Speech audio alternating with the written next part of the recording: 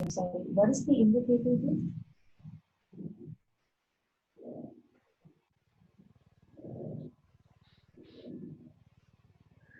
What was your question? What is an invocator here? So I think you've already done kind of an invocation, which is well, it can be also very like motivational or inspiring, or really just setting the tone for the meeting according to the theme. So it can be on topic with the theme, or you can do a tangent. I see. Okay. All right. So then I'll call on the duty masters today and introduce the duty master. First, we have Gautam as our founder. We have Valming as our timer. Myself for the word master. And the word for today is alleviate, which is to try and make something painful go away or just to reduce the pain. So that's alleviate, and that's the word for today. Then we have Georgie as our grammarian and Hannah, who will be our ballot counter and figure master.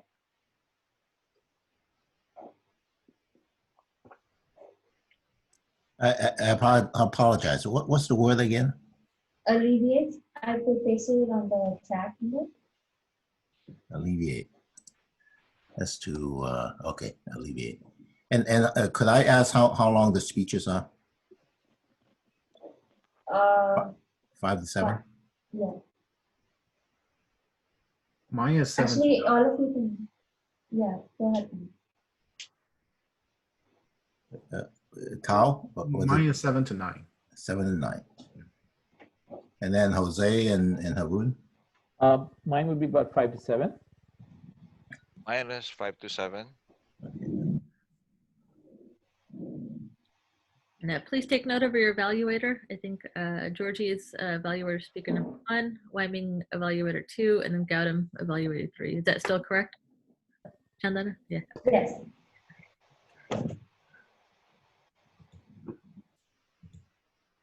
Okay, so without any more delays and confusion, I would like to start off with our prepare speak section for today's meeting. And I would like to introduce our first speaker, Harun. He is our current treasurer for our Toastmasters Club and an enthusiastic speaker. Every time I see them actively participate in the Toastmasters meeting and every single at least I've seen him so far in almost all the ways. And I'm really excited to hear him speak today. And his speech is titled Ancient Robots in a Galaxy Far, Far Away. Over to you, Harun. Thank you. Let me just share my screen.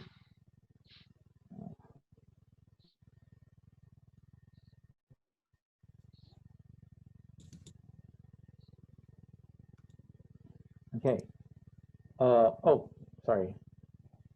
And show. Hold on.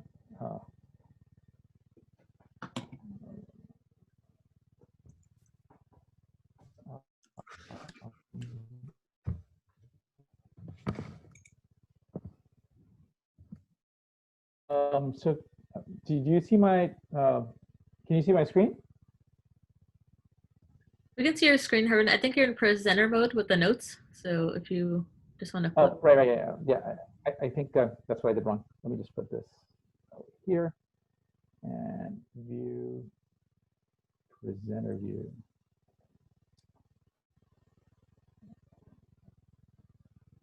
Oh man, stop share. I forget which one it is to switch. There's like a button at the top, and then it should switch the presenter view with the other view. I forget what, there's speaker view with presenter view. It should be at the top. Okay, so swipe displays. Ah, is it? Can you see it now? Can you see it? Can you see the screen now? No, it doesn't look like you're sharing. Oh. Okay, I think we got it.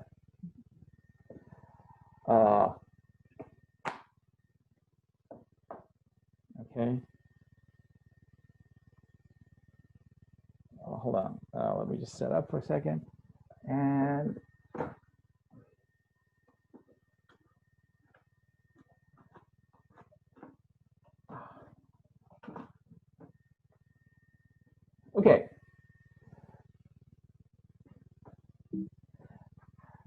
Morning, everybody.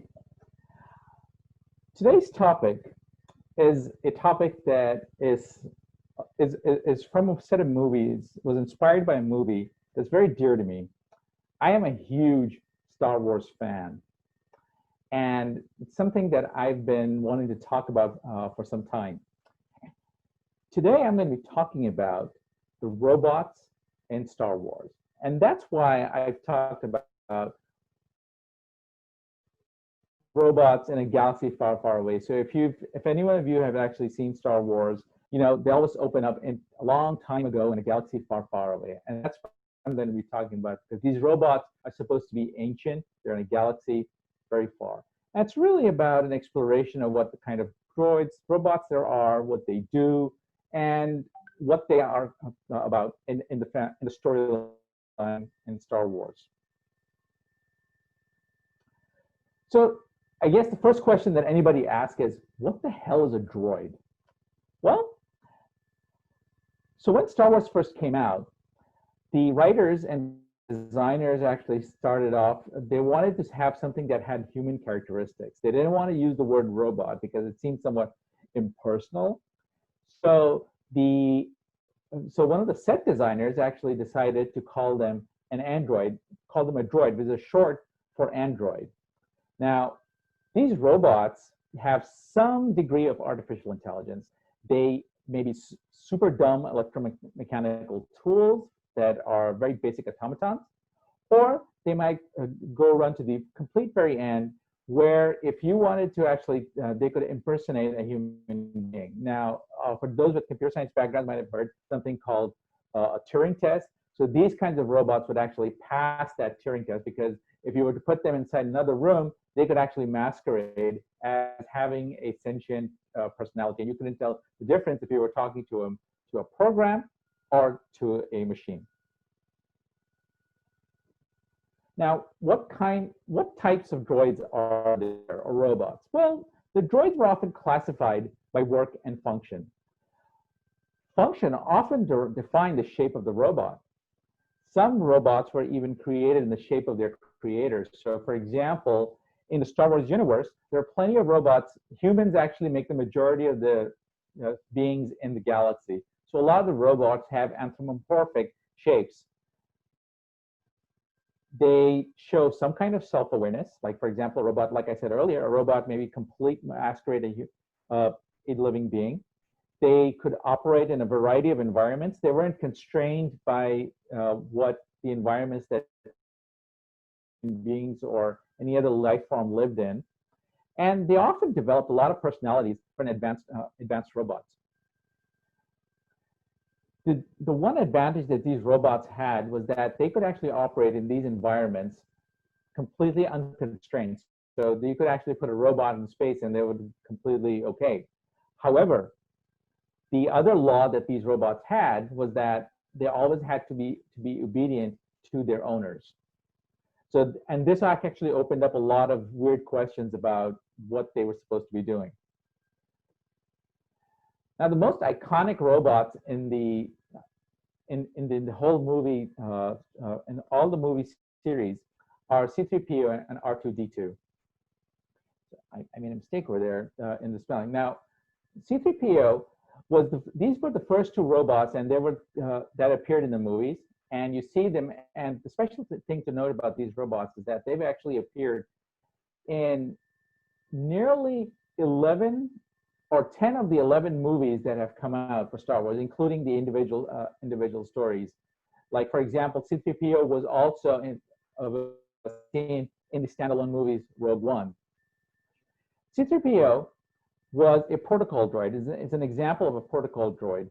Now, the protocol droid is really about assisting any life form in matters of etiquette, customs, and translation. C-3PO, there's often this line that C-3PO repeats every time he wants to introduce himself as that he was fluent in nearly 6 million forms of communication. Now, this is important. This is important that it actually came out that whenever C-3PO was needed for translating from an alien race that did not speak the language or the lingua franca of the language of the galaxy, C-3PO would be called upon. They were often used in diplomatic missions between various species, going from one planet to another, and they were often used in spaceports. Now, C-3PO had this golden copper-plated body, but there were other protocol droids that had different shapes. They could have like really alien shaped heads with big eyes and strange clicking sounds for their communication. R2-D2 was this lovable droid that is iconic in terms of everybody wanted to have a toy. I still remember growing up that having the R2-D2 toy was one of the must-haves in any young child Star Wars fan who wanted to have in his toy box. R2-D2 was an example of an astromech droid. And an astromech droid was really responsible for helping space travel and interface with anything that was electromechanical. So we'd often find a scene where R2-D2 would be called upon, hey, R2, talk to this computer and make this happen. And R2-D2 would obediently roll over to that point and connect to it and stick this little tool in our appendage to actually fix something or to communicate with the computer.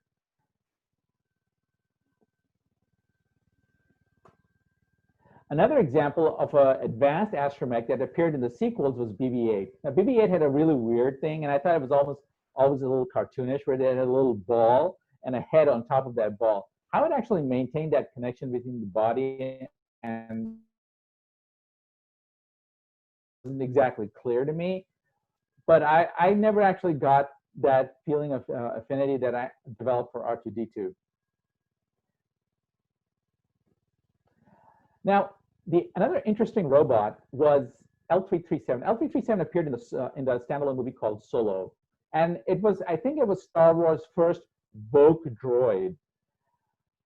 L337 actually belonged to one of the most important characters in Star Wars that first appeared in Empire Strikes Back, and it was responsible and was the original co-pilot for Lando Calrissian. He was a character in the movie, and the ship, the iconic ship, the Millennium Falcon, which is itself a character in Star Wars. L337 was an example of a droid, but the reason why I call it a Vogue droid, because if you notice that droids were always obedient and were supposed to be talking and obey their masters, but this was a droid that actually advocated robot freedom or droid freedom for such, and it's interesting that they actually gave this robot female characteristics to actually signify that they were trying for emancipation. One interesting thing about L337 is that it's a Frankenstein robot where it actually constructed itself from various other robots. So that's an interesting characteristic, while other robots were actually built by their creators or their masters. Another example of a humanoid robot was K2SO. This was an Imperial security droid. The character itself was actually reprogrammed into a rebellion for one of the main protagonists. And it was a security robot designed to protect Imperial antagonists' installations. And it was interesting that it was actually C-3PO's counterpart characterized and actually was responsible for co-piloting and for defending their spaceships. Now, as far as the conclusions, is that this brief overview actually kind of covered one of the main basic themes about what robots were supposed to do. George Lucas, when he created the Star Wars universe, actually said that the stories of Star Wars were really told from the perspective of the robot itself, specifically R2-D2. And I guess the reason why he chose that was that R2-D2 and all the droids happened to be much more long-lived and witnessed the events of the story through the perspective, while all the other characters were simply participants in the story. And I hope that as I conclude this speech, I hope that this gives you some perspective on what robots used to do, what these droids used to do within the Star Wars universe, and how important they were as characters in terms of instruments for storytelling in the Star Wars universe. Thank you very much. Thank you, Harun. I'm sure I could sleep in hammocks all day if I had droids like R2D and C-3PO.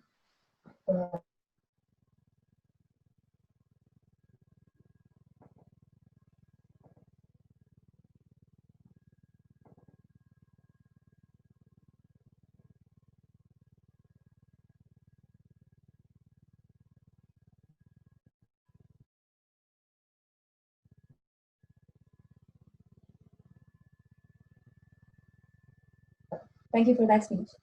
I'd like now.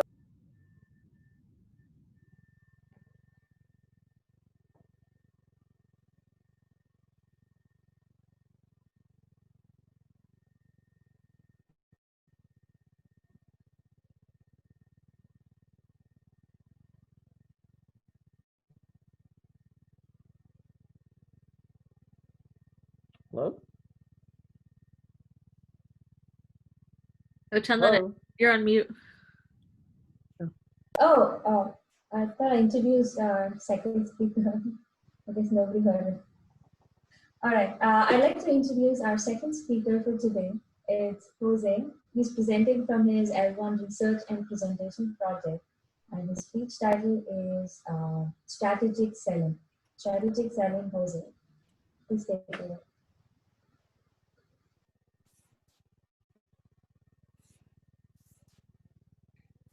Okay. Let me share screen. Let's see.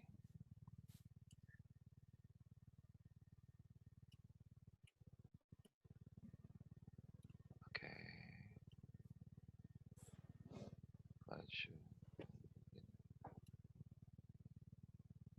Okay, that came out, right? Uh,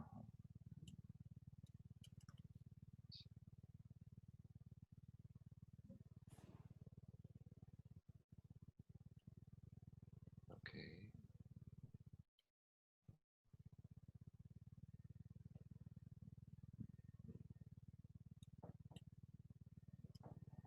You can see the screen, right? Okay. No. Oh, you can see my share screen. How about that? That one came out? Yep. Yeah, okay. Okay.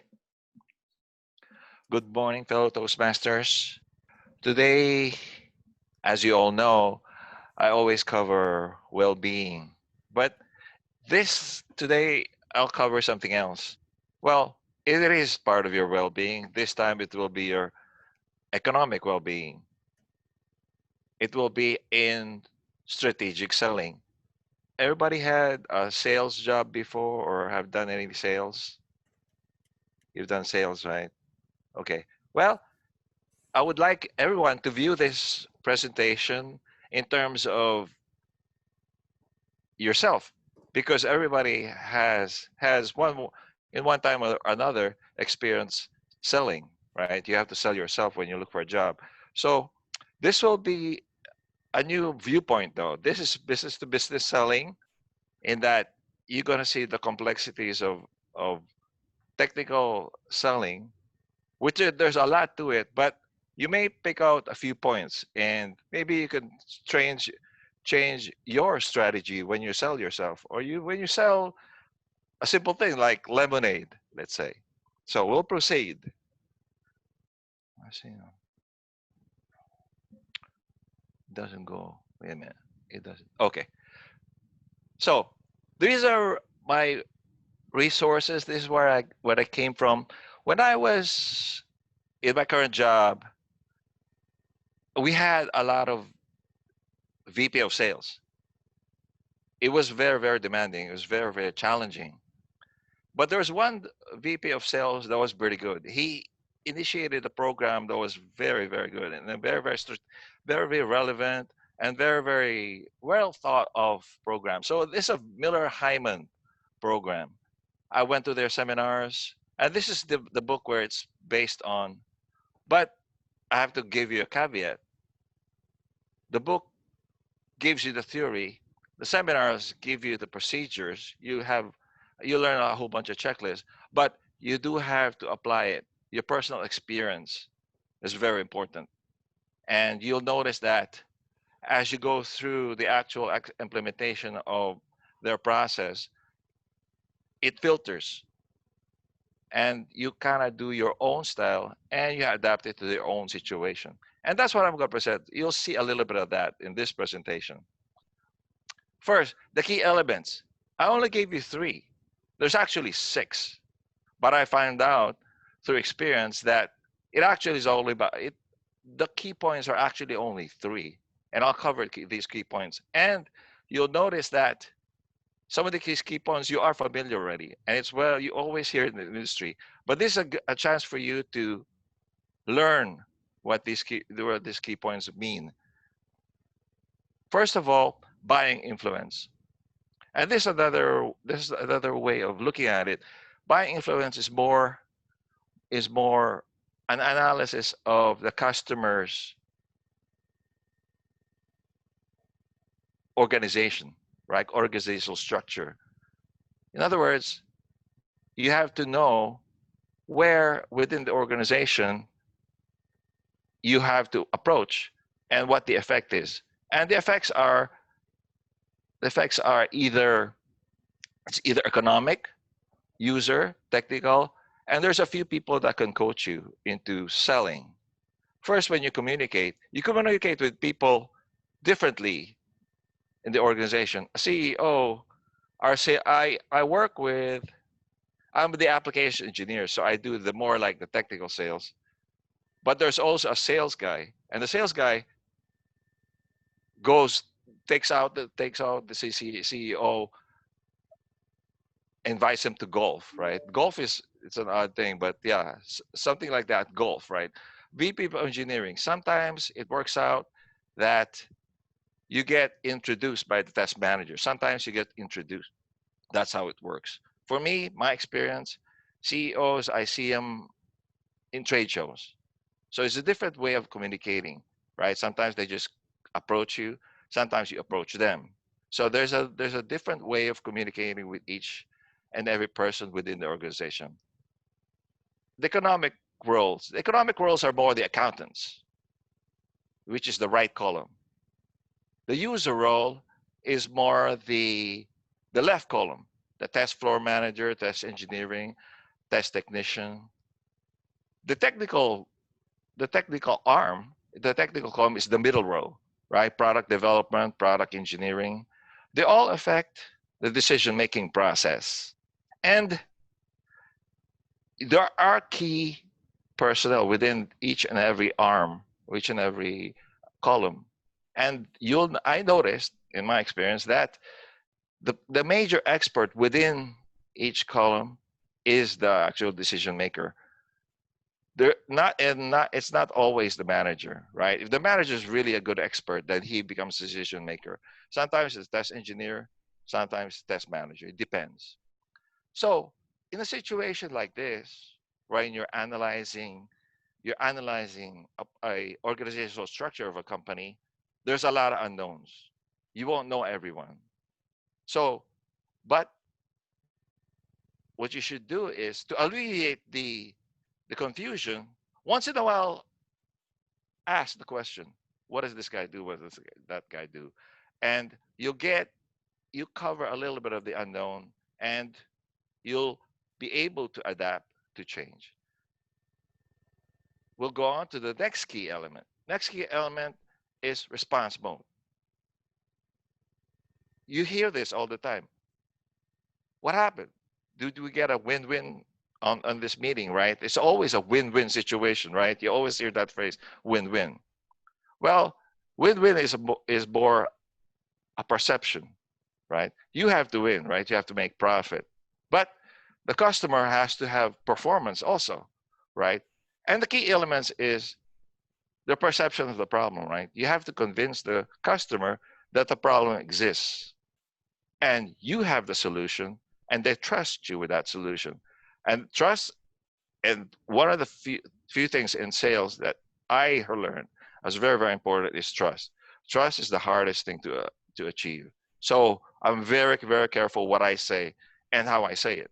And you actually have that, you must have that integrity. And it's worth the change. The customer's perspective may change, so you have to change their philosophies. Again, the second element, buyer response modes, it's a matter of trust. And then this is another term you always hear in sales funnel, right? This is a key element, and I found out it is a key element. You track sales performance and how you do it. The idea behind this one is that for every customer, or let's say for every 10 customers that you approach, you're as you keep on presenting, you weed customers out, or the customer weeds you out. So you have to know your customers, because certain customers will not like your product. So you might have to manage your time and not even bother with certain customers, because there is a key market segment that's very, very important for you, right? That actually works for your product. And you have to know that. Why? Because it may not seem that way, but the market, there is a market for everyone. The market is huge. If you do your research, there's enough. There's enough for every market segment. As long as you differentiate yourself, you will grab a part of the market. And to do that, there has to be organizational adjustments. In a way, a sales manager, a regional sales manager, or a VP of sales is very, very powerful, right? Because the sales is the bottom line. And so he does, in a way, change the organization, how the organization adapts to customers. And that's why they make money, right? Technical salespeople make a lot of money because of this complexity, because of that trust, and because of the way they manage their sales funnel. Summary: sales require. I gave you a quick summary. This is pretty much what I found out, that you have to know a lot of people. It's more than just presenting a good product. You have to know all the different factors.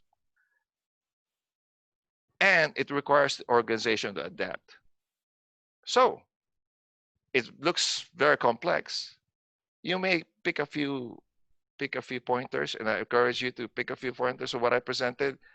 But like I said in the start of this presentation, everybody sells. Everything you do is actually selling because it affects somebody else. So keep on selling. Thank you very much. Thank you, Jose, for that very informational speech. I'd like to now invite our third speaker for today, Dow. He is our current VPPR for the cloud, and his speech title is PR Strategies for TM Cloud. Over to you, Dow. And I think we can, Chandana, just give maybe 30 seconds or maybe up to a minute to give speaker feedback. Okay. So just Sure. a minute. But you were on top of it this morning. Aggressive. Sorry.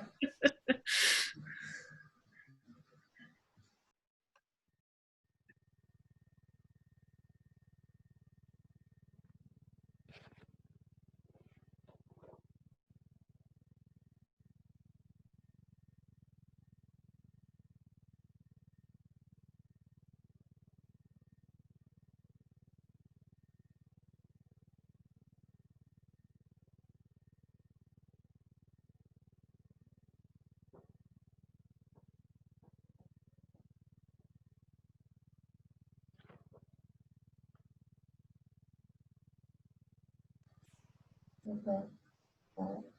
We can start with if you guys can give a feedback directly to the speaker, the chat, and in the meantime, I'd like to invite our third speaker, Tao, for his speech title, PR Strategies for TM Clubs.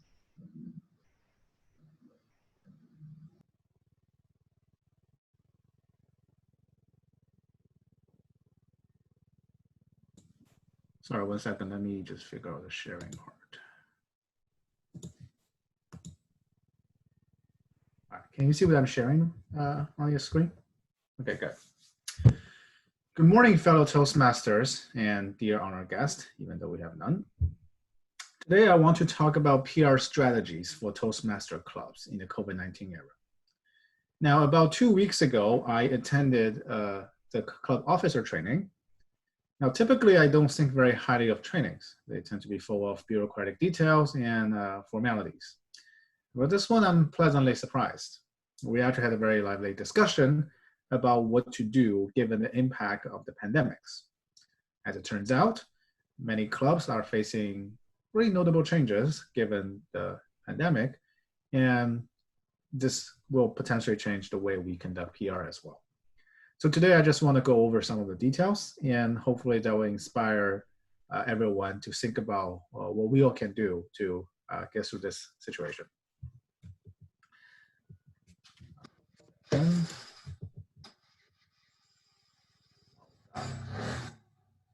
You guys hear noise outside? One second, let me close the window. All right. So this is the second time you see this model today. It's the classic item model for marketing, but I would just use it in the context of the Toastmaster, the user journey for a new member. First of all, he has to hear about the club, and then he has to pick out several interesting ones out of the list of all the clubs. Amongst those interesting clubs, he or she might decide to attend a few club meetings, and if he likes them enough, he will join them. Right. So the way at least marketing or PR used to work is that we look at each of these steps and try to improve upon what was done before. And unfortunately, the pandemic does create challenges for every single one of these steps, starting with getting your name out. Now, historically, because we are meeting in a fixed location, what worked really well was flyers and brochures. Now, unfortunately, with the public spaces all shut down, that's no longer possible. The other great source of referrals was word of mouth. But nowadays, I imagine everyone is probably dealing with fewer people in general. So again, both of these previously very successful channels are now getting impacted. Now, what this means is that there's an overarching emphasis now on social media, and especially the online channels such as Meetup. Now, our club actually does a pretty good job of getting the Meetup in order, making sure there's plenty of people attending the event, even though I don't recognize most of those people. But I think that's what you have to do to build up the online presence to get people interested.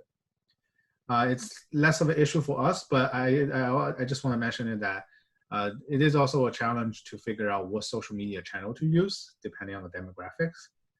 Your teenagers on TikTok, your 20-year-olds is on Instagram, 30-year-olds probably Facebook, and then 40 and above is Meetup. So you have very different demographics depending on, you have very different channels depending on demographics. So that's something that all the clubs has to figure out what works best for them. The second challenge is making the club stand out. During the meeting, a few of the folks actually commented that previously, because they had a fixed location, they kind of have a natural constituency which they can promote their club to.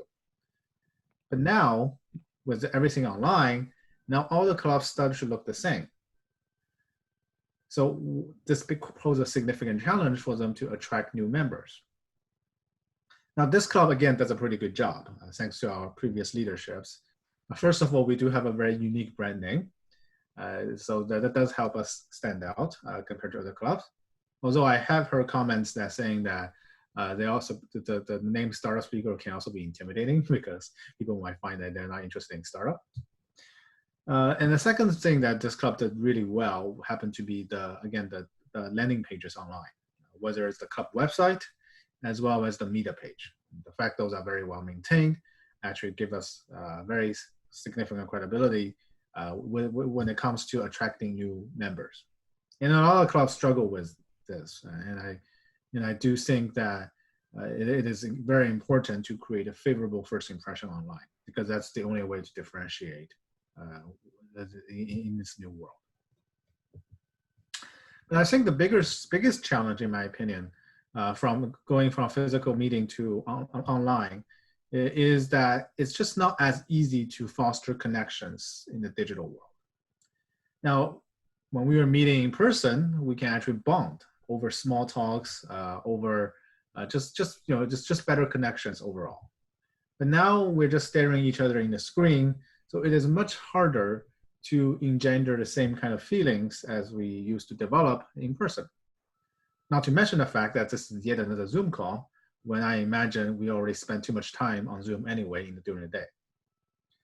So I think this, to me, is the biggest challenge for all the clubs, is that how do you maintain the previously very high energy level and try to, again, develop trust, even though you're in a virtual setting.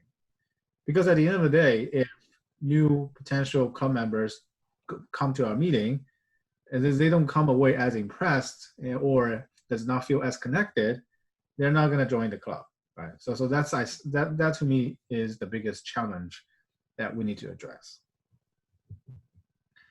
Now, this is not to say that all is bad. There are opportunities. The first happens to be that we actually can reach a broader audience now. Just here, we had guests from Saudi Arabia, Russia, Japan, and all sorts of places that we never even imagined. So I think this is a very, definitely adds diversity to our club, and it's a very welcome change. And the second thing is we are doing this from all our house. So again, we definitely save the commute time for everybody. So that's always welcome.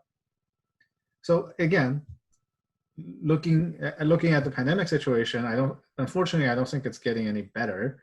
And I highly doubt we'll be meeting in person anytime soon, probably not for the rest of the year. But again, so this is just the new normal that we might have to adapt. But I would encourage everyone to think positively and think about the opportunities ahead. Now, finally, I want to share some advices that I learned during the meeting. Basically, the idea is that we don't need to look for a home run solution to get like 10 new members at once. That's not how that works. The better way to think about this is just try to think of like 10 different ways to get one new member. And then if you just do these things consistently, they will add up. Now, what this means is that at the officer level, there's a few things we can do. For instance, we need to maintain a very sharp digital presence, whether it's the club website, as well as the social media. And we need to have the promotional materials readily available in case guests show up. Now, for all of the club members, I think the biggest thing you can do to help is simply by actively participating in the club. Again, we want to make the club experience as memorable and as vibrant as possible for new members when they do visit us. So having the high energy level is simply the best thing you can do. And then if you really find the experience enjoyable and helpful, we would love for you to help spread the word as well, whether it's with your friends in person or utilizing social media as, to spread the message. Yeah, so PR, even though there's a VP of PR managing this business, but it really is something that all of us can do to help. So I hope you come away a little bit more inspired about the future. And I look forward to working with everyone, getting through this challenging era. Thank you. Thank you, Tal. Let's take about a minute to give our speakers feedback.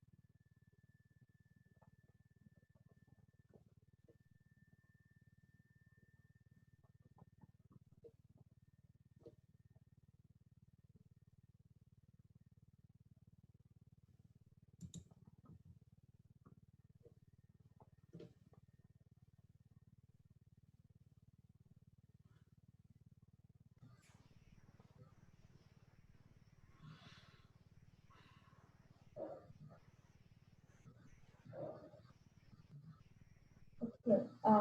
I also just realized we didn't assign a general evaluator for today's meeting. So any volunteers at this last minute?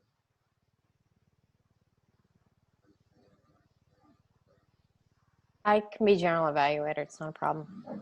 Thank you, Jenny. Okay. So I will be general evaluator.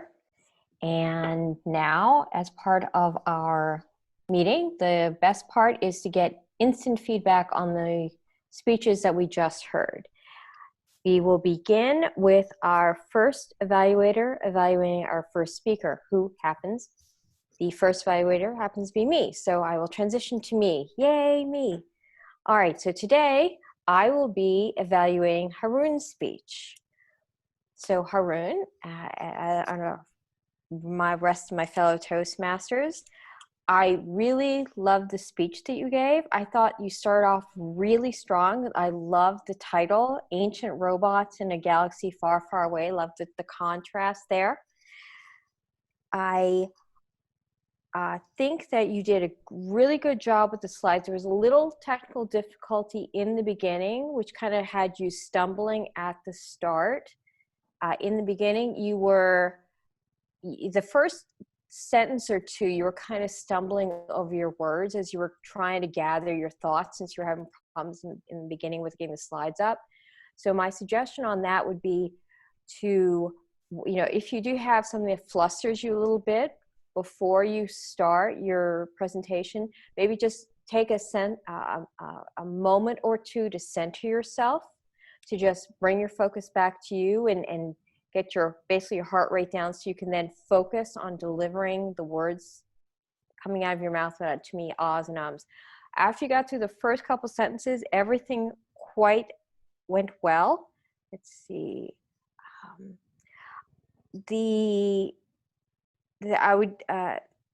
did a really good job with the pace. There was one technical issue in which two technical issues I like to bring up. Your voice did drop out a couple points. I guess, I'm not sure where you are. Maybe it has a poor connection, so we lost you maybe 1 or 2 points. Because of that, I would suggest maybe including maybe a word or two additionally, so that we won't just lose your voice, we'll be able to follow along. For example, some of your slides just had pictures of robots. You might want to, on those particular slides, in case your voice does drop out, you might want to include a word or two kind of about the points you're trying to make with respect to showing that particular slide, just in case your voice drops out.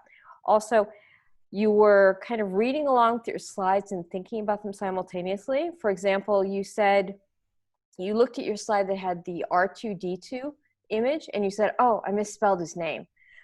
Don't need to really, point out those errors. We wouldn't have even noticed if you had, and I know I wouldn't have, especially since I haven't had nearly enough coffee. One last other thing on a technical issue.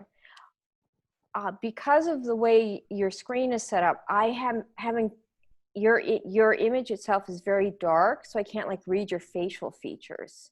So you might want to include a little bit more light, because since you are showing your slide, but I'm also looking at your face as well, so I can see part of your body language. But since it's so dark, it's hard for me to kind of read that. You might want to see if that can be improved or not. Let's see. One point, I thought your summary was really strong, and I thought the points that you made as you went through your presentation were also very, very strong. But I was a little confused at the beginning. I thought, since you mentioned things about artificial intelligence, we were going to be kind of contrasting the concepts of artificial intelligence with the robots from Star Wars. But as we got into it, I realized you were talking more about the robots of Star Wars, androids of Star Wars, being used more as characters and how they were part of the story, integrated into the story. So I was a little confused at the beginning what you were using the androids as a metaphor for. So I would suggest, like I said, the middle and the end, especially the conclusion, was very, very strong. I understood at the end exactly what you were trying to say.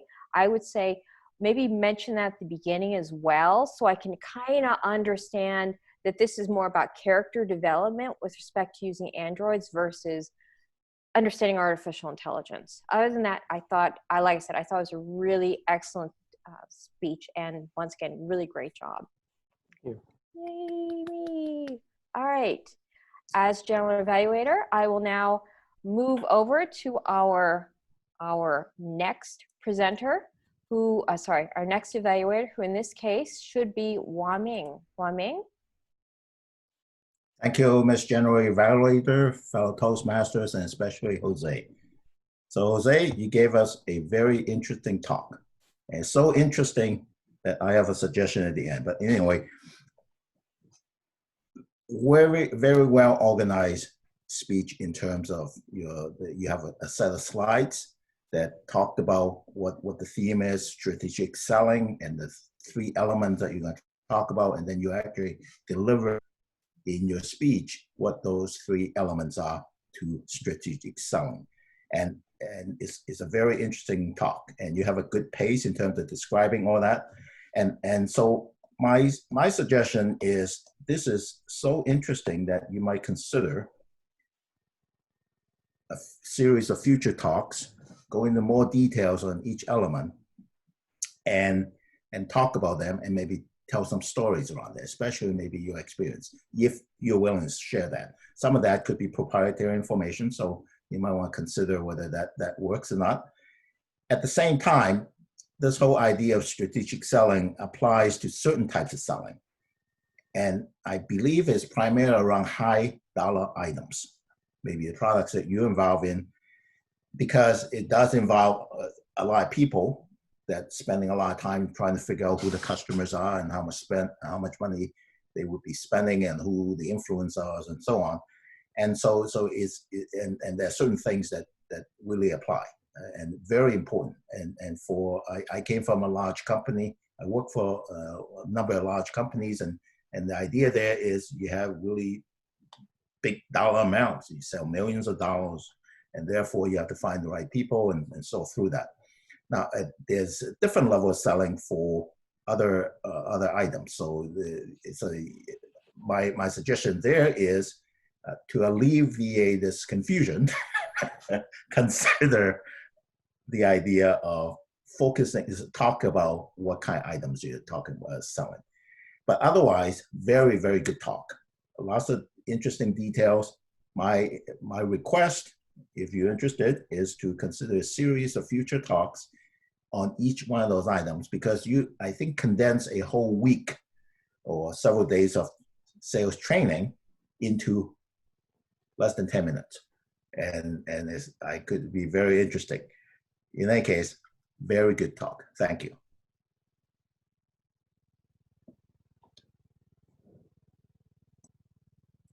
Thank you very much, Waming. Now I'd like to transition to our 3rd evaluator, Godam. Yep, Okay, please take it away. sure. Hey, good morning, fellow Toastmasters. So I'm going to evaluate Tao's speech here for Toastmasters Club. Overall, it's the slides and the statements used in the slides. It's really good. I was able to grab switch between the slides, and few suggestions to improve. Like when we switch between the slides, we could it would be great if you could have some pause between 2 to 3 seconds so that we can interject. Okay, the transition from slide 1 to slide 2, we can able to mentally switch to the slide 2. That would be really helpful.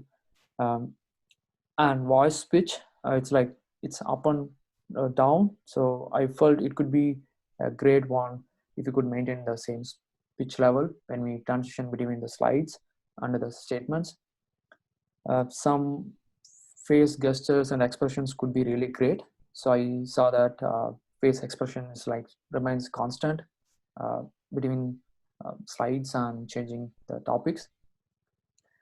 I heard no fillers, obviously very few fillers during start of the speech, but when we moved into the summary stage, I heard more fillers. I guess that's because of we are going to complete the slide or something. That could be the reason. And also I noticed the comfort level was could be improved, and that was impacted. I guess that's because of you are too much focused on your content and the slides and the words that you are going to deliver it. That could be an obstacle for you to make yourself little bit comfort zone. I would say that probably we could be more relaxed and not focused on too much content in the slide. Even if you forget, about the content, that's fine. No one is going to notice it, and that's a rule of thumb I used to follow. Like sometimes, like whatever I enter in the slide, it's my like high level view, because I know that those high level thoughts will be in my mind, so I don't have to look at the slides. And any additional content, it will come up on my own by rehearsal, or at the time of I'm delivering a speech. I will deliver it on this, like whether I'm going to communicate it the way that I want to do. I'll try to keep that in a simple words, so I don't have to focus on my content. I can focus on like connecting to the audience. Like once we connected to the audience, then we don't have to worry about are we delivering a correct words or not. So it's a matter of connecting to the audience. Once it is connected, then we should be good. So that will give us like more comfort level and not too much focus on the content. The topic is really good, and clarity of words, yes, it's good. But when you complete the words or a sentence, like the the modulation was like this, and when you complete the sentence, it's like at the end of the tail of the sentence or tail of the words, it's down. I would like to keep, it would be great if you could keep on the same level, so that we can the audience can hear the words. Okay, they don't have to focus on what you're going to say at the end. Instead, we can focus on, okay, I'm connected to you, I'm listening your words. So that would be really helpful. So other than that, it's really a great speech, and thank you.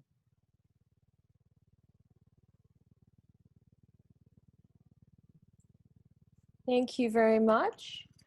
Now, give me 1 second to go over and let's see. I should now return control over to the Toastmaster. And I am now transitioning back to our Toastmaster. Thank you very much. Thank you, Georgie.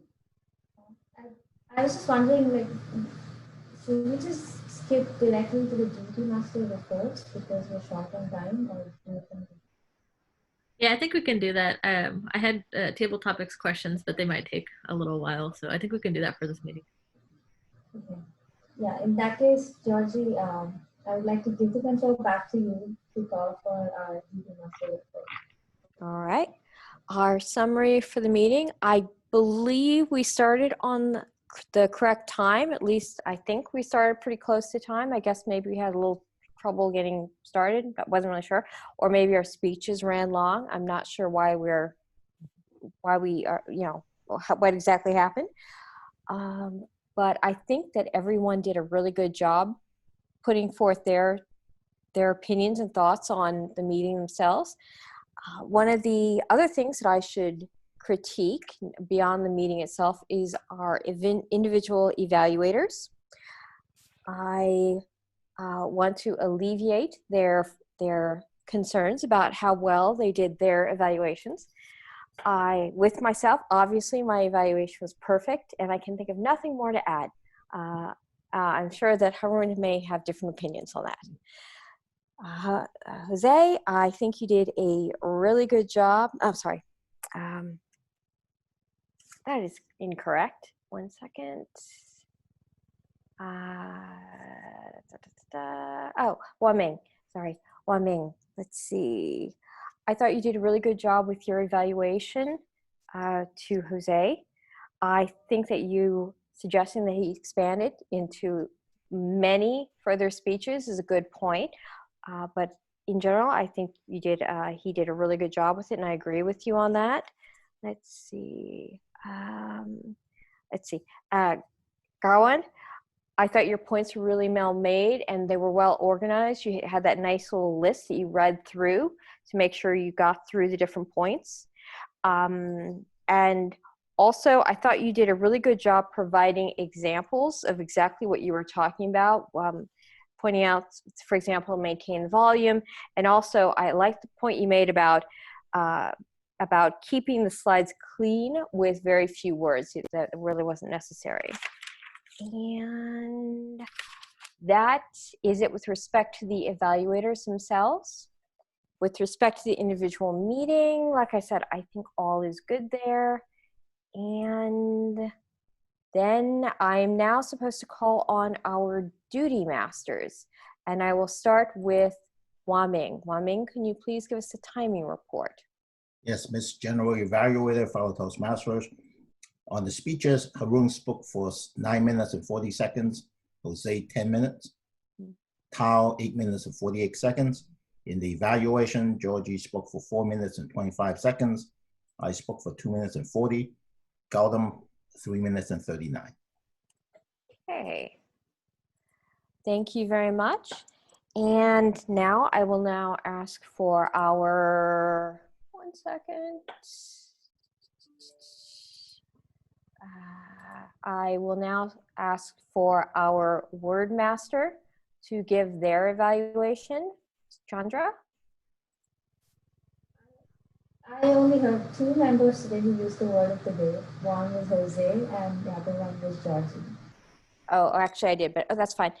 Now transitioning over to our other role that I was doing was grammarian. The grammarian report is, let's see.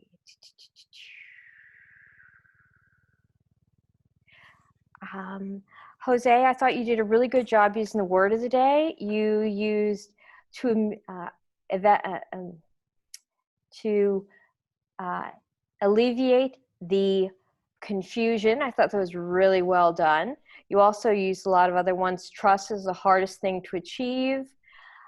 You weed out customers or customers weed you out.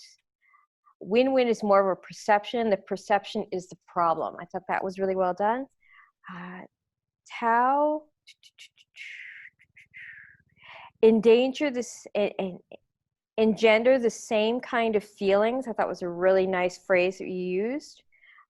Gowan, more comfort level. I haven't actually heard that used too often in evaluation. I thought that was really quite descriptive. Now, there's one point I did want to make with respect to that. I thought I heard you say, I hearded, when I think you meant to say, I heard, at least that's the way it sounded to me. And with that, the grammarian report is complete for today. Now transitioning over to, let's see, R counter, please. Can Gowan please give the R counter? Yeah, sure.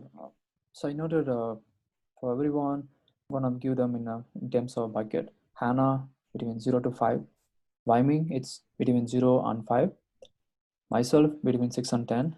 Tao between 6 and 10. Haroon between 0 and 5. Georgie between 0 and 5. Chandana between 6 and 10. Jose between 6 and 10. Thank you. Thank you. Now let's see.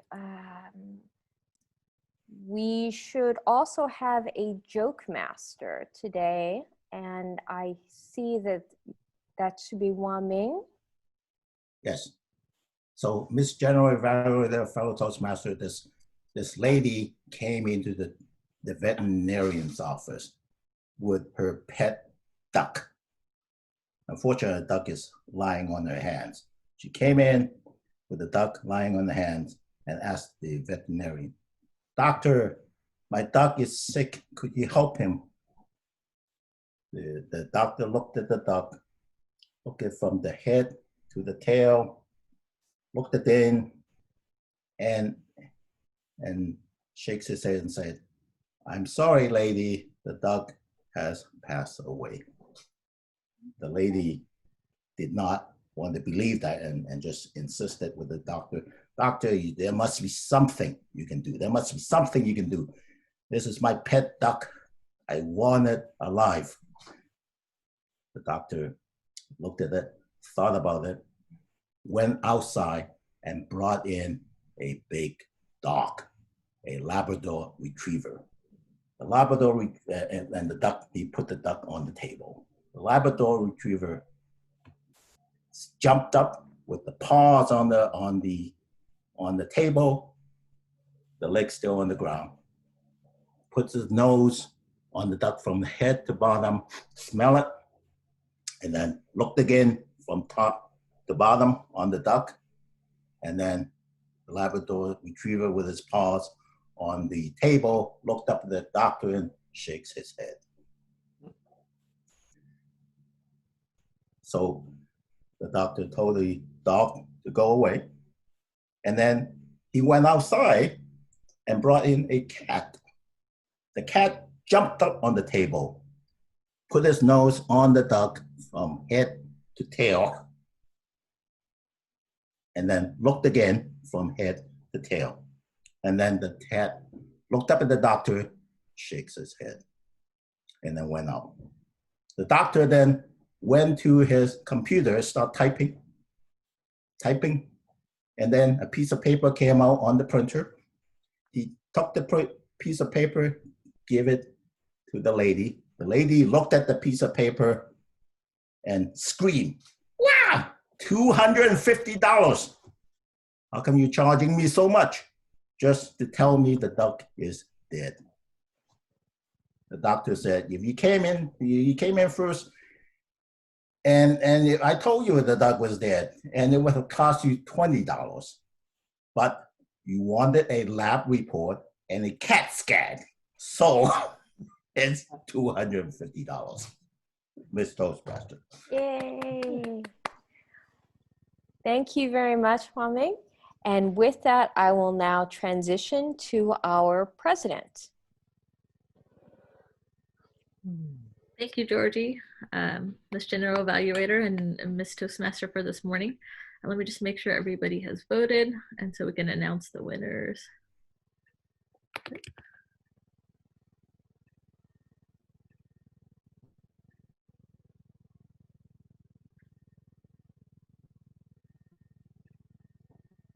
And in between, just checking for the voting, does anybody have announcements to make?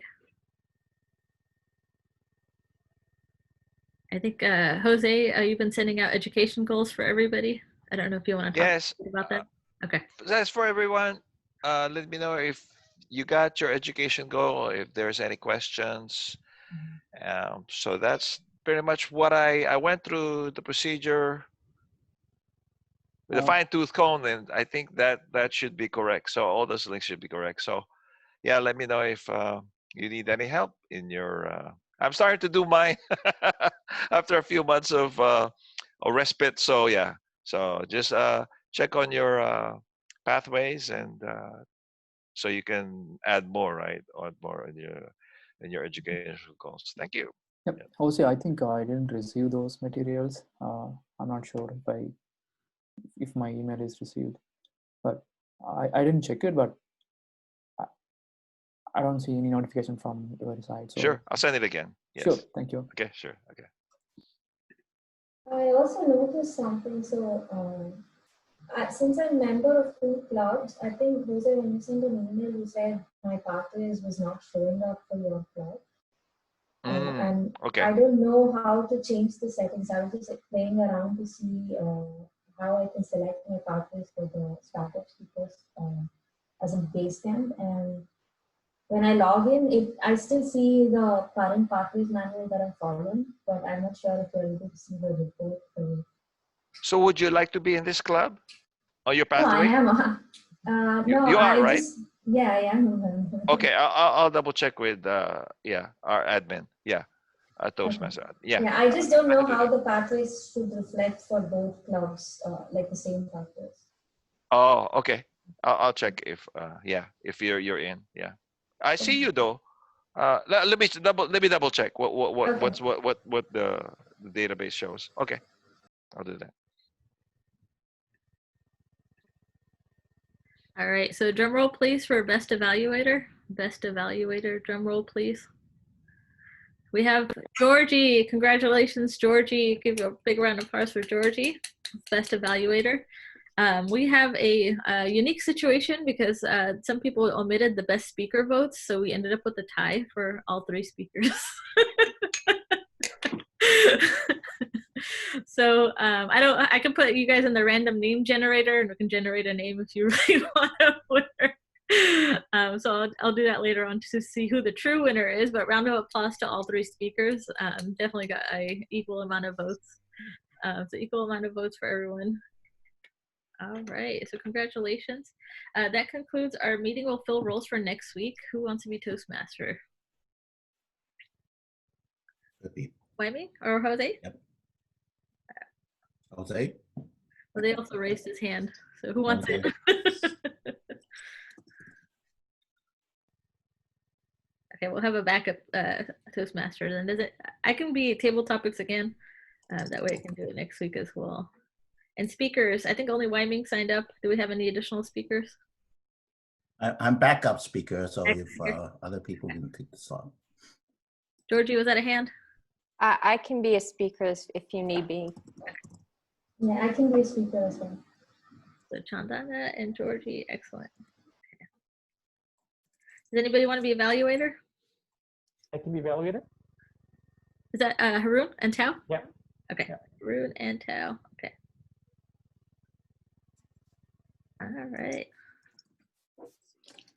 We'll take a photo. Everybody do a pose or a smile or give a thumbs up or a high five. Yay. A clap. Clapping. All right. Excellent. All right. So that concludes our meeting on time. So I hit the mallet. I'm going to stay on for the next like 15, 20 minutes. So if you're not required to stay on, if you have anything you want to bring up or chat about, especially officers, you are welcome to stay on. But everybody else is welcome to leave. So have a great Wednesday morning. Have a great Wednesday and hopefully a good weekend. We'll see you next week. Thanks, everyone. Bye. I'll stop recording here, but you are welcome.